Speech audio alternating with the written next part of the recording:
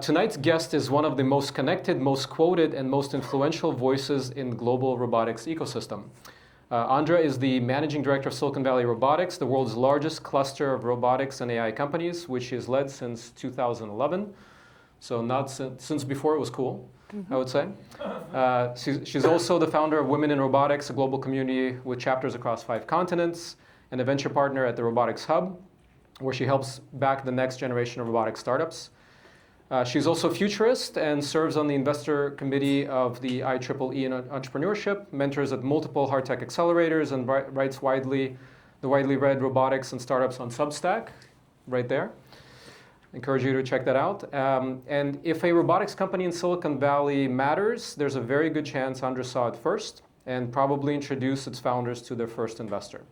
She has been named one of the 25 women in robotics you need to know, and her perspective shapes how founders, investors, and policymakers think about where embodied AI and robotics are actually going. Tonight, she's going to talk with us about the hard things, building robotics companies in 2026, what's fundable, what's hype, and what's the next decade actually looks like. So please join me in welcoming Andra Keay. That's one heck of a list, and a wonderful introduction. I have to take note of that one. But your list of questions, Vitaly, covered so much as well that how long do we have? About 3 hours. How's that? Everybody good? Is that 3 okay hours? with everybody? Yeah. No, nothing else, yeah. So let's get into it. So you run Silicon Valley Robotics since 2011. What's fundamentally different about robotics in 2026 versus even 2 years ago? Okay, I borrowed the 5-year plan philosophy, and when I first came over from Australia, I had thought, an opportunity to think about when my youngest child was getting close to starting school.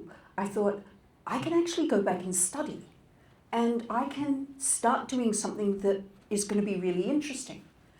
And I want it to be really interesting and really important.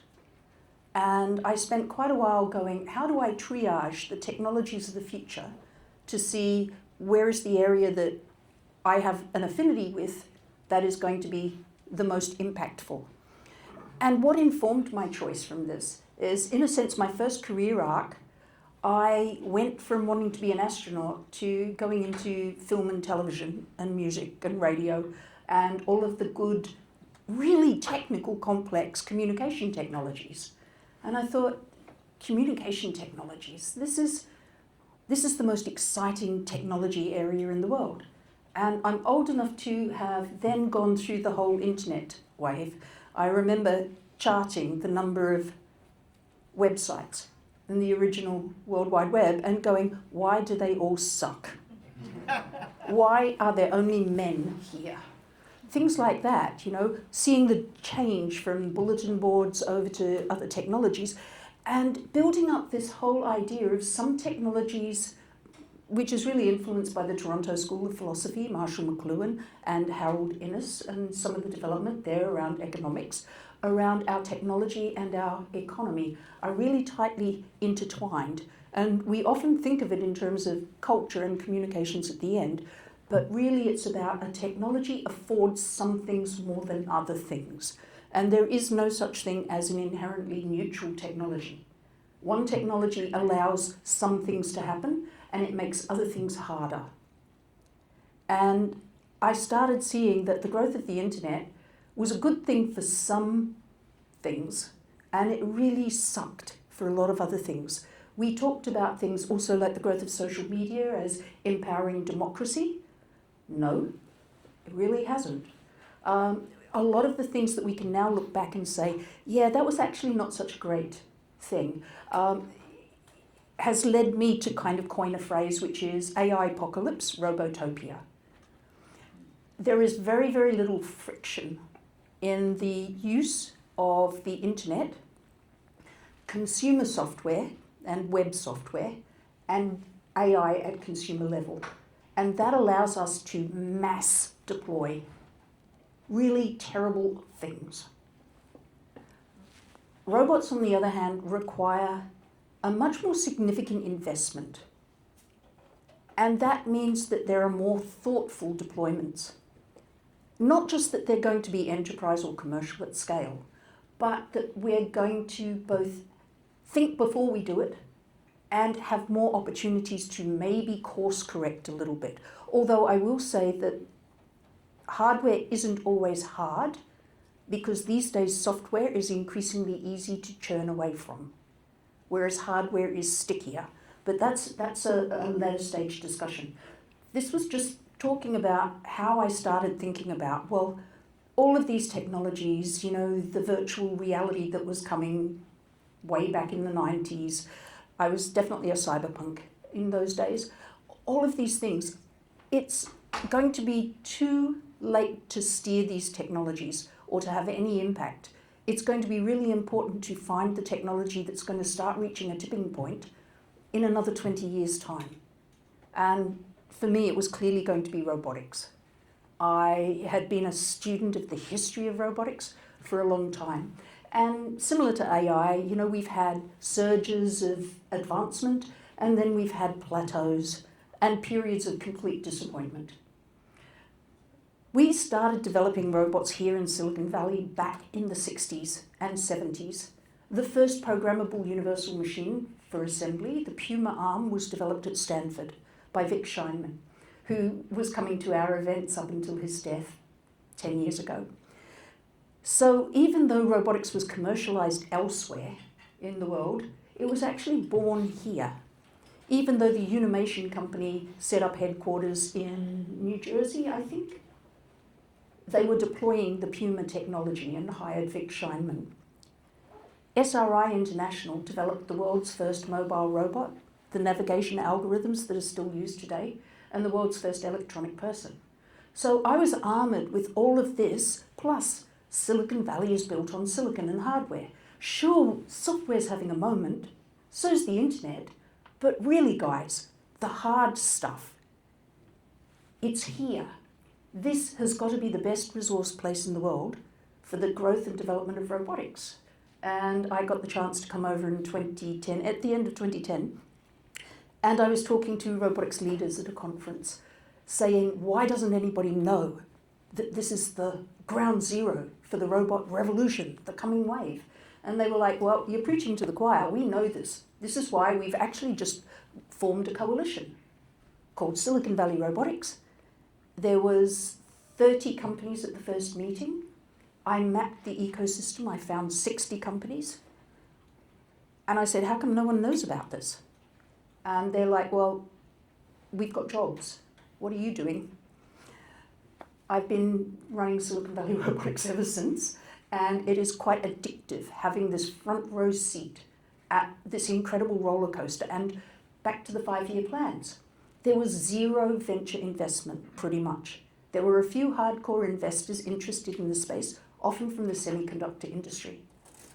But there weren't really investment-ready startups in 2011 or 2012. Steve Cousins was spinning out relay robotics from Willow Garage. Scott Hassan was trying to spin out suitable technologies. There were attempts.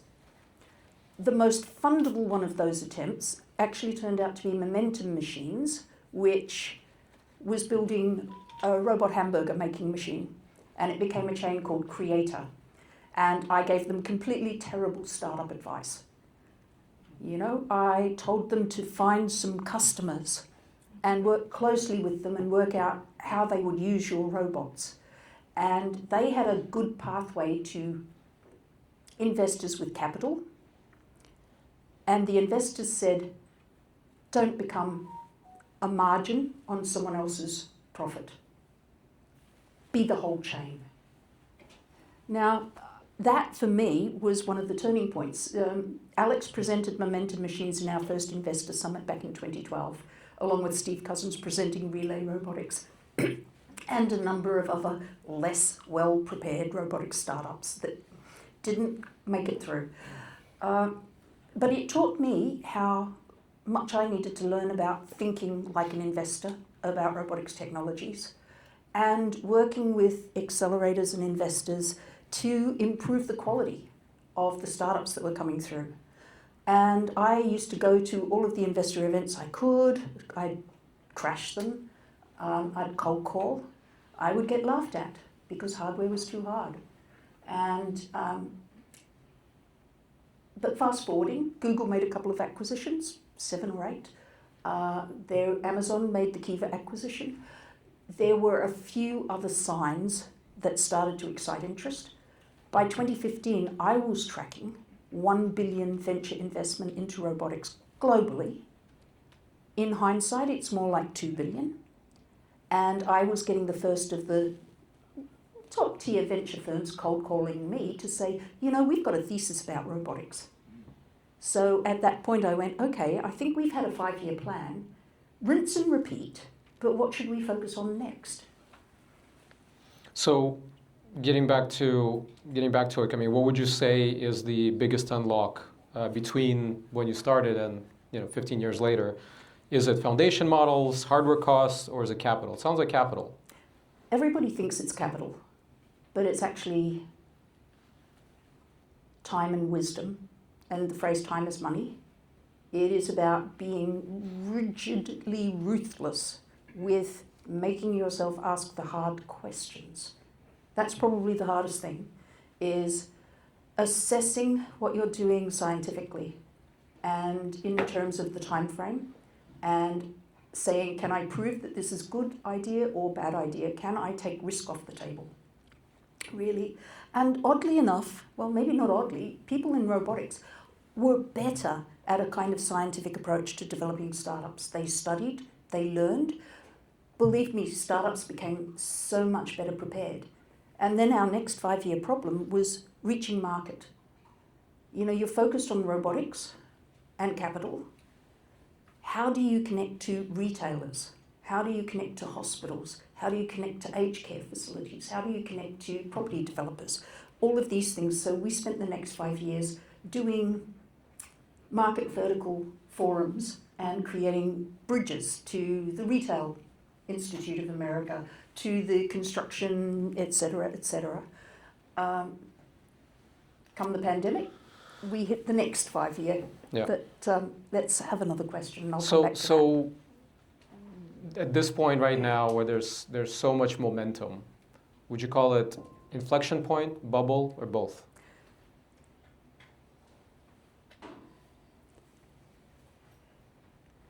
In some ways, I think we've got a bubble, but it's not the robotics that's the bubble. It's capital that's the bubble.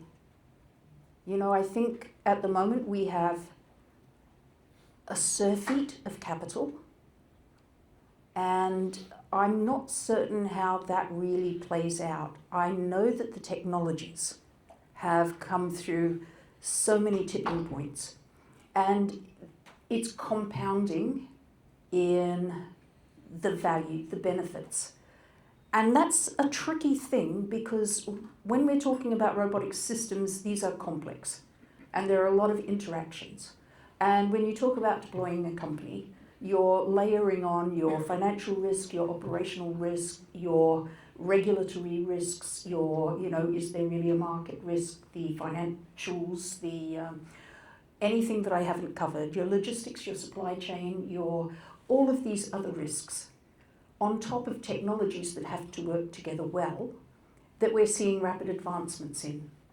So at any point in the chain, things can break. And maybe that's a break that you can work around really quickly, or maybe that's a break that in some ways completely invalidates either your technology or your product market fit, or your company because your co-founder walked out and no one will invest in you anymore because what's wrong with you? And that happens. So I did my homework, and you've written that, quote, if AI is eating software, hardware and robots are at the top of the food chain. What do you mean by that? I'm seeing so much rapid replacement in the areas of software being replaced by AI, and so much, I suppose, market pull to do so. A lot of the software that has become an infrastructure part of the world it's like we're seeing opportunities to just leapfrog over those really entrenched software systems, enterprise software, through the current level of technology. Now, what I'm seeing at the moment isn't the establishment of dominant players, except in access to compute and data and cloud. So it's no longer about potentially Salesforce being dominant in terms of owning your customer relationships. It's about, I don't know who's going to be doing this or how many are going to be doing this. It seems to be really easy to churn at the moment. And this is where I talked about robotics being harder to deploy, but also harder to churn away from. Because it isn't simply a case of you've invested in robots and they're cluttering up your warehouse. It's a case that you have done that same level of deep integration into your systems. You've developed knowledge, your institutional knowledge of how to work with that level of automation. And then you are becoming dependent on levels of automation. And I think that becomes harder to churn because it's a lot harder to drop in an identical product. Every robot system is really quite different, and how it's interacting with all of your systems is different. There are so many companies talking about being layers, but everybody is taking just a layer. Putting it all together is still something that is a little bit churn resistant, and then we go beyond that and we see it as this is how you digitize your data and your process. So your value is well beyond the value of your robot and your automation, even though that is still massively valuable. Your ultimate value is now you have converted your three-dimensional operations into digital format, and that opens up a whole new set of possibilities. So who would you say is positioned to capture the value? Is it incumbents, humanoid startups, or vertical specialists? You know, it's a really interesting question there. At the moment, I believe that we are getting a bit of a humanoid battle to become like the Waymo. There will be dominant form factors, dominant providers in a range of the form factors of robotics. And as always, in a gold rush, the people selling the picks and shovels make out like bandits. So some of the back end, the people providing the cloud, the communications, really the communications and the storage and the compute, those are critical. But I see our dependency on that in any one instance diminishing. You know, I think the providers of those areas, you know, your CoreWeaves, your weights and biases, your NVIDIAs and Microsofts, they are seeing that as anything they provide potentially becomes less needed in one instance, the number of instances that needed are going to multiply exponentially. So all of these giants are maybe on a 30-year pathway to become commodities that you churn out of. In the meantime, I would like to believe that the actual physical units are the focus for where your value is created. And that's because I still see the robotic system as being the more active part of your value chain. So let's shift gears a little bit towards kind of the type of advice you give founders at early stage, because you see so many companies, you have a good pattern recognition that you've developed over time. So how do founders tell early whether they're building a moat or racing to the bottom?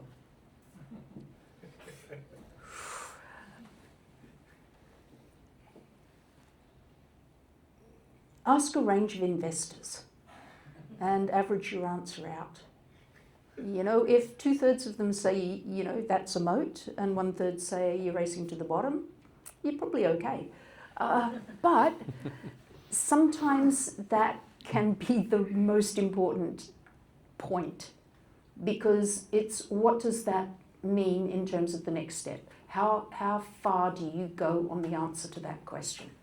So does the answer to that question take you to the next revenue event, to the next product, to the next funding raise? And it's always about what is the questions that I need to have answers for to get to my next step, the next level. And think of it ruthlessly that way, rather than thinking about it as here's what we want to build, here's the different pathways that we'll take to get there. More and more, I think, Tolstoy opened Anna Karenina with the quote, "All happy families are alike. All unhappy families are unhappy in their own way." And to me, this is startup wisdom. Kind of every successful startup is basically the same. They achieved funding, they achieved team size, they scaled up product market fit, reached an exit. You cannot learn much from that. Like, what I would tell you is stop asking questions from founders that succeed. The moment you've identified what your pathway forward is, the moment you can say, okay, well, we're going to be a recurring revenue company, we're going to be based on, say, robots as a service, we're going to, deploy in this sort of fashion, and we'll go into this industry, and our goal will be to get to this size. If you've identified that path, stop asking successful people, because they cannot really tell you anything more. Go find people that failed, particularly people that failed trying to do something similar to what you're doing. Because what I've learned is that every failure has been uniquely different, and it highlights so many points of failure that you face in front of you. It's like the success pathway is straightforward. The things that can trip you up and cause you to fail are multitudinous and sometimes quite unique to what you're doing. So the more knowledge you can find, and that's the hard thing to find, and this goes way back. Some startups would say to me, they'd have a great conversation with me, and they'd be going like, yeah, and they'd be digging in, and then they'd be going, but really, how can you help us? Like, we've got other advisors and investors, what are you bringing to the table? And I'm thinking, well, I don't have 30 years in trucking to bring to the table with market relationships there. I don't have 30 years in investment banking to bring to the table. I said, but I know where all the startups trying to do what you're doing have been. I know all the companies that you didn't list on your competitive landscape slide that did exist trying to do what you're doing. You are not the first. And I know a bit about how many of them failed. Like that institutional graveyard knowledge, I reckon, kind of handy. Institutional graveyard, write that down. So I asked that question because I've been hearing more and more from my friends who are software VCs who are deathly afraid to make investments right now because there's no moats in software anymore. That's a perception. Hardware is a little bit different. And Anna Karenina is good. I think it's more War and Peace for me as far as startups. Can you name some examples? I don't know if you want to name names, but some examples of companies that got that wedge right and some that got it wrong, that maybe people would recognize. Well, way back to that early story about momentum machines, they identified that I was steering them towards a low revenue potential race to the bottom, becoming an automation supplier to customers, whereas they had an opportunity to create a kind of new, or to position themselves as a complete new player in a particular industry that was further up the value chain. I still see robotics companies struggling in any area that is a low value transaction. I do wonder about the future of little delivery robots, because most of them are not doing high value tasks. I love founders that have explored their market and worked their way up the value chain. So they start with the idea of, let's do a delivery robot. And they will have their custom IP, startup, in fact, I talked to yesterday, maybe.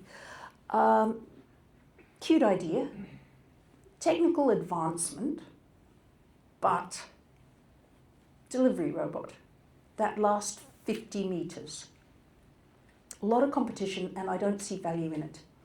They were talking about their potential pilots, and we brainstormed a little bit about, think about it in terms of deliveries that really matter and going after those. You know, we don't necessarily want our swag at an entertainment event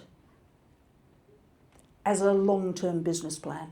It might be a good pilot entry, but delivering swag or food or low-cost products, why?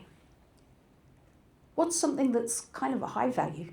And we started talking about pharma. We talked about things like becoming part of health management, about delivering medication, about being able to maintain potentially chain of control or ownership. You know, there are things if you're delivering blood tests, and this is something that the indoor mobile robot industry was discovering, that pathologists had to take tests or samples from the labs to their destination because otherwise they could be contaminated. It was just a case of you have to have an authorized kind of delivery that is something that could have been automated and take the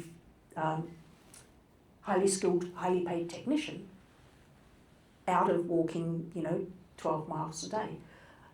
Then you go beyond that, and they started thinking about things like some medications that needed to be in cold storage to maintain the quality. Now that is something that you can do that creates high value.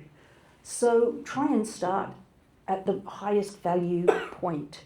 And whenever I talk to a humanoid company, particularly where they're looking at human labor that they can replace, and they're maybe looking at the kitchen or the laundry or something else like that, the hospitality industry, it's like, find someone who gets paid a lot more. Okay? Just don't go after the low-hanging fruits right now. The low-hanging fruit in robotics isn't low-paid opportunities. It's all of the opportunities where there is really not just expensive labor, but there are large gaps in terms of labor supply, things that are costing a lot of money to fill. And each of those is in a niche kind of industry or area. So that's where robotics isn't a race to the bottom, and this is the opportunity to put the moat in, because if you specialize in becoming the hypothetical tree chopping humanoid robot, you develop your tree chopping robot, like the Tin Man in Wizard of Oz, in a particular fashion that nobody else is really developing. And then you work out all of the ways in which you can own that particular industry. And at the moment, there's just simply not enough companies, not enough robots. And this was our last 5-year plan, is to address manufacturing. Some people have been quoted as saying there'll be 10 billion humanoids by the year 2040. And some of the management consultants have repeated things like that. No way. Okay, anybody believe that? No, thank heavens. At the moment, Unitary has produced 5,500 humanoids last year. Still a little bit dicky on whether that's actual humanoids or humanoids and quadrupeds. But benefit of doubt, they're doing good, they're growing 5,000. There's maybe 10 companies that are at that level this year. That's maybe tops 50,000. And each of those companies' expansion plans would really take them to 10x over the next 3 years on top of that. That's taking us up, like, at best, 500,000 by, I think, closer to 2035, really. Because the next question is also, what are they going to be doing? We haven't really nailed the business opportunities. There are clear opportunities in logistics and manufacturing. But those are not really huge jobs. Anybody know how many industrial robots there are in the world today? Between 2 and 3 million. Yeah.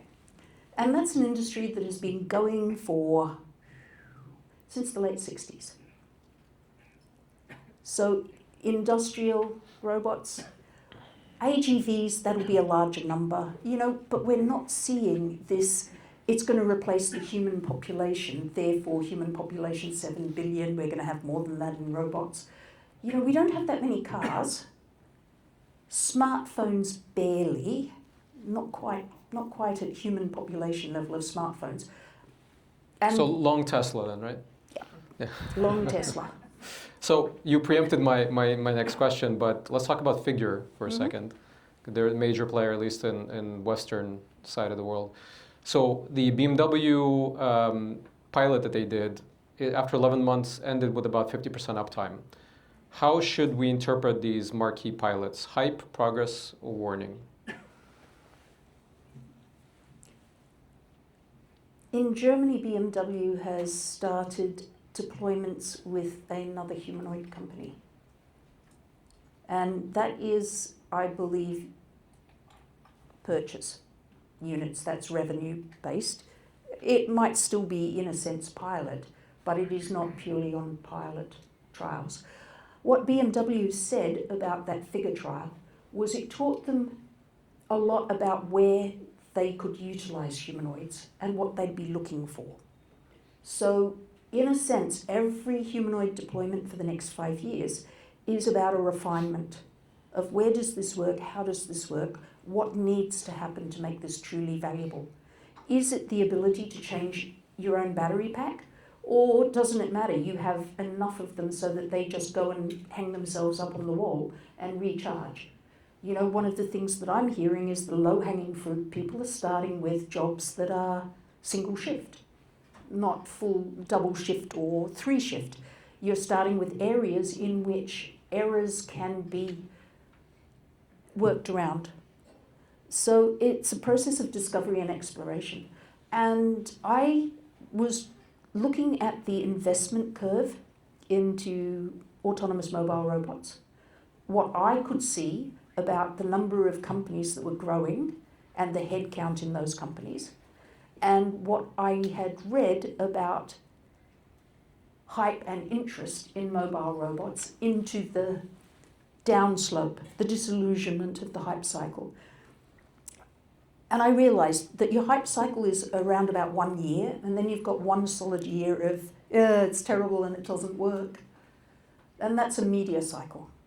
Your investment cycle is ahead of the obvious evidence of market need because people are placing bets. And they're betting on knowledge that the rest of us don't have, and they're betting on pilots. They want to get in fast. But if that technology is really working, then you're starting to see headcount growth in those companies. And most of us do not get access to their order books. We don't know what's real. We can be misled by companies that get a large amount of funding that have high headcounts. But when you're seeing smaller companies slowly grow in those areas, that is a really good indication that we're on an upslope. And so what I could see was that the AMR field was on a clear upslope 2 years after the first wave of investment hype into that. Within a year, we would start to see stories about deployments, but we would take it as granted that this was a successful industry after about 5 years. So you looked at that 5-year period and you had this hype, then this disillusionment, you had investment, and then investment would continue to go up. Your actual revenue deployments are slower, but you can see that in the headcount of the companies. Now, this is probably something that if you're investing, you look at all the time. And most journalists don't know what investors know about companies. So a lot of what gets written is supposition. And speaking about why companies go wrong, it's like there's 5 main narratives. So don't necessarily find out why a startup failed from media. Find out from a founder blog or direct questions. Because I hear stuff go out in press that says, oh, they didn't find product market fit. And I'm like, they did. Their major investor pulled the plug on their manufacturing line 7 days before they were about to ship or start production. And that was because of an internal financial reshuffle. Totally nothing to do with product market fit or failed design or any of these other things that the media had seized on as, well, it mustn't have been the right robot doing the right thing at the right time. Most failures have far more mundane causes that usually relate to finance and operations. Yeah, unsexy things. So, short question. What metric would convince you a humanoid company is real? Obviously, commercial deployments. Ahead of that, what would convince me today is very different to what convinced me 5 years ago. 5 years ago, there was a lot of faith in the track record of the founders and in the way that they itemized their path forward. It seemed well informed with a lot of we're stopping and checking kind of points. Like, we do this, this should be what happens. We do this, we expect this to happen. We do this, we expect that to happen. And that level of clarity where you can check in and go, well, that deployment, did it lead to the order? Yes and no. We got a this and we didn't get a that.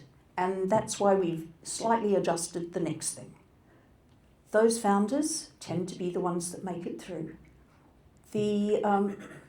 What I would look at now, when there are so many, I mean, there's more than 200 humanoid companies globally, and we're already seeing churn in ones that come up and go back down again. And it can be hard to unpack them. I think a fairly well-known German humanoid company is a Chinese robot company that's been rebranded. It can be hard to make accurate assessments of the core technology. I still look at track record. I mean, has this company had a track record of building components or manufacturing something else? Or sometimes even, is it the market experience that's there? Is there really deep insight into how these robots would be deployed and make a difference that nobody else has worked out yet? And how are you going to check that? These days, that's what I look for. Not just the really compelling story, but the how are you going to check that? So let's shift over to the other side, to the funding side. As a venture partner, investment committee member, what does a fundable robotics company look like to you today? And how has the bar moved with generalist VCs flooding in? Because for a long time, at least on the investment banking side, we were bouncing hardware companies off of investors. 80-90% wouldn't touch anything with a hardware component. Now the tide has turned, and kind of multi-parter. For a hard tech, for a specialized hard tech investor versus big name generalist, what would you tell a founder choosing? Compound question, objection. One at a time. I want answers to all those questions. That's right. We'll try and remember the... Start with the first one. Yeah. The first one. What does a fundable robotics company look like today to you? Most of them, sadly. And this is where I am a terrible venture partner. I needed to have a SoftBank level fund so that I'm just obsessed with growing the ecosystem and trying to get us over some of these cliffs. Because one of the core things about having a successful ecosystem is having sufficient people with sufficient knowledge and experience.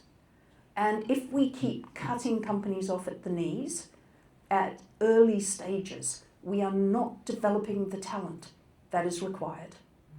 I would have loved to have, for example, we saw a lot of Series A to B robotics companies that I believe had strong market fit and exceptional teams get killed off during the pandemic because they couldn't access customers, and therefore they couldn't meet their targets and they ran out of funding and couldn't raise. Again, it wasn't the robotics company, it was the lack of funding. So, you know, being an angel investor and then a venture partner in an early stage fund, which is currently raising third fund, thank heavens, but they never gave me enough capital for all the startups I wanted to fund. And sadly, it's actually really great. Many of the companies I would have liked to have funded, other people have funded and they have been amazing. The field has changed significantly, and we are seeing many more specialist hardware investors who have degrees in physics or engineering. And this was something, you know, for my entertainment, I looked at all of the investors that laughed at me when I was trying to persuade them to invest in robots. The number of fine arts degrees that were there, most of them, okay? Yeah, they didn't get it. Now, I'm not saying that it's an essential part of investing into robotics now, but, you know, deep involvement and awareness of the field is, or of the specific industry, whether it's construction or food processing that you're going into. You know, and from my perspective, it's about going in early and being the partner all the way through, helping go through those early pivotal points. And I also advise the Creative Destruction Lab, which has really grown over the last 10 plus years. And I think they do a really good job at being an accelerator that doesn't fund you and doesn't take equity, but provides you with assistance to help you grow really rapidly. And potentially some really great connections, but a strongly scientific approach that has been, you know, tested back. Is this advice, is this process working? And have helped grow some pretty good companies, robotics companies included. So this is Waterloo or University of Toronto? I forget. I'm not going to Toronto at the moment. I've been largely going to Seattle because they've got manufacturing. Okay. Manufacturing has been the most active for robotics, although they keep asking me, Andra, send us your spreadsheets, send us the robotics companies. But originally they were starting to get robotics companies up in Toronto when it was focused more on AI and quantum, and my husband was advising up there. And they started getting these hardware companies, so they invited me to come up. And then we had to go through this process. Do we create a robotics stream? And my advice was no. You know, I've been through the let's create market verticals. Robotics covers all of them. What is Canada's strength? What do you see as being, you know, the most important aspect of robotics for Canada? And I'm like, look, seriously, guys, you've already got a power and energy stream that's not specific to robotics, but you're doing power and energy already and mining. You've already got agriculture. You go space or you go health. And it was a no-brainer for them to go, okay, we'll go aerospace. And if you're a robotics company adjacent to aerospace, you would go to Toronto for the space stream. And that, to my mind, is the most appropriate thing because you're bringing in, you don't need to bring in robotics people to mentor. You need to bring in aerospace people, or you need to bring in manufacturing people and investors. But for me, the focus is on each of the sessions leads you into a startup sprint where you have to identify the 3 biggest barriers for your progress to certain milestones that you work out with mentors. What are the things that I would want to see as an investor or as your potential market partner in the next 6 weeks or 8 weeks period? And then how do you test that? So you know that the NSF and NIH started utilizing Steve Blank's version of customer development methodology, the real get out of the building, go speak to customers, don't build it, just get out of the building. And they started to fund you that before you would get SBIR grants, and that's the ICOR program. This is taking that a little bit further. It's not saying just get out of the building and address customer development. It's about saying have a good look at your startup. Is your key challenge finding a co-founder, finding a pilot customer, and getting proof that your prototype can deliver X at Y resolution? And can you achieve those in 8 weeks? 3 goals. Don't try and do anything else. Do those 3 things and then be accountable. If you do not achieve them, then you have to explain to a room full of people that kind of were supporting you why you didn't achieve them. And then you get cut from the program. No pressure. How many of you have heard of Creative Destruction Lab? Just a few. So for those who haven't, which is most everybody, it's actually a program that started University of Toronto, I think. Yep, Rotman School of Management, AJ. Yes, so they were pairing up researchers that were coming out of their engineering programs, science programs, with MBAs to form companies. And one thing that I learned from my mentors in venture is never invest in a team with more than 1 PhD, because they will take all that money and spend it on research instead of getting your product to market. So it's worked well for over a decade now. I think that program's done well. That was the School of Management saying, right, engineers, we're going to hold you accountable financially and in terms of just your structure. Time is money. Time is money, engineers. So coming back to the other parts of the question, if you were advising a robotics founder now, and that you have a lot of generalist VCs flooding into the zone, if they had a choice between a blue chip generalist VC, a very known name, or a specialist, which way you would push them? Both. Why not both? That's always the answer. I would ask them what their plan is, what their exit strategy is. Are they doing this as a passion? Or are they doing this because they want to grow rapidly and gain recognition? You know, YC is one pathway, and Eclipse Ventures or a specialist is the other pathway.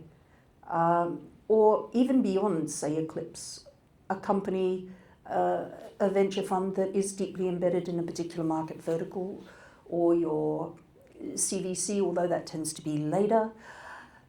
Is your passion working on the farm? You know, if you had an exit in front of you, would you kind of go, ooh, I really don't want to stop what I'm doing? Or would you go, you know, hurry up, time is money, I need to get into my next company? Are you looking, you know, what are you looking for basically? And I think it's never too early to think about how you would like to end. Maybe that's a wrap. Not quite. We've got some good stuff. So actually, let's talk about commercialization. Mm-hmm. Robotics as a service has emerged as a dominant model for go-to-market. What are your thoughts on that? Kind of, is that the right wedge? Are there other alternative models that companies should be looking at, thinking about seriously now? Yeah, I'm belt and braces. I tell companies to have their financials prepared both ways, or all ways, because robots as a service is a really great way to get started. But is that the right match for the financial operations of your customer segment? And maybe it only matches 20% of your customer segment. And the other 80% would prefer to, you know, to actually purchase outright, or something else that you're in the process of discovering. You know, I don't think, I would like to know why you would be wedded to one or the other, unless you had a very, unless it was really part of your secret sauce baked into what was making your company special. I don't meet many companies like that. Most of them are following early market signal, which is, we'd like to have this but not pay. I hear that a lot, but yeah. Also, that advice for founders, always make them pay. And it doesn't necessarily mean to be full price. It doesn't necessarily need to be upfront. But don't do pilots where your partners don't have skin in the game. And you know, you've just got to start on that kind of footing. And really, I do believe that probably only about 20% of the market cares significantly about robots as a service. Often companies that started with that as a model, many of them I have seen have turned into factory companies where they end up doing it all themselves and producing an output instead. So it seems to just be the wedge, as you said, to get in to find out what your customers really need. So I have one more, but before that, I want to make sure everybody starts thinking about your questions. We'll do a few questions. I'm sure we brought up some interesting topics, but here's the question. US or broadly Western markets versus China? Do we stand a chance? Oh, good one. I absolutely think we do, because when we reduce it to US versus China, and we had some really great discussions about this earlier, the scale is too huge. We are all operating at a much smaller level, and each of us is a little different. Some of us need components here, some of us need components there, some of us can take a mix. Our supply chains and how we deal with that vary. Our manufacturing needs and how we deal with that vary.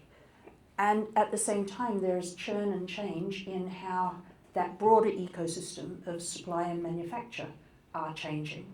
So the key thing isn't China versus US, it's are you able to be adaptable as much as possible, because it's a changing landscape. And you need to not only be adaptable, but also try to bake in robustness and, fail safe into what you're doing.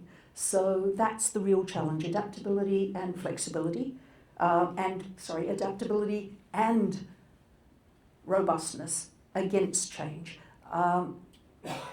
What I'm seeing as well is a bit of a convergence in China is chasing the things that it believes that the US has advantage in the same way that the US is looking a lot at reinvigorating local manufacturing.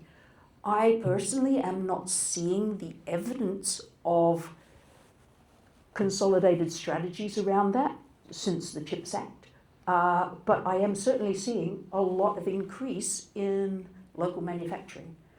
In the same way that, Silicon Valley was built on local manufacturing. It didn't completely go away. I don't know that we'll ever get the steel industry back in Pittsburgh, but I do think that there is a lot happening in terms of robotics manufacturing in the US. It's not a cut and dried. China is one strength, US has another strength, and they are opposite. So you're an optimist. These days I like to say I'm a pragmatist. It's what I would like to see is too far beyond my scope to change.